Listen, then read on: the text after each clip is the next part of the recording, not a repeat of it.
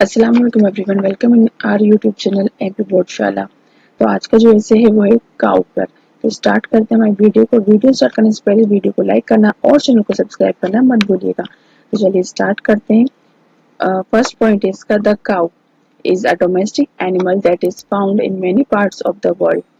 Cows are large and have a strong body with four legs. They have a thick coat of hair that can be different colors such as brown, black, or white. Cows are herbivores, which means they eat only plants like grass and hay.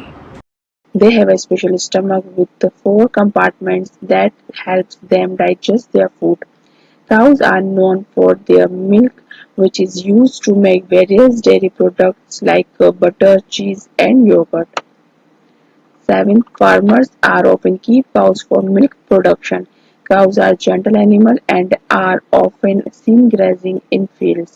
They communicate with each other through various sounds such as mooing. Cows are considered sacred in some cultures and are worshipped in religious ceremonies.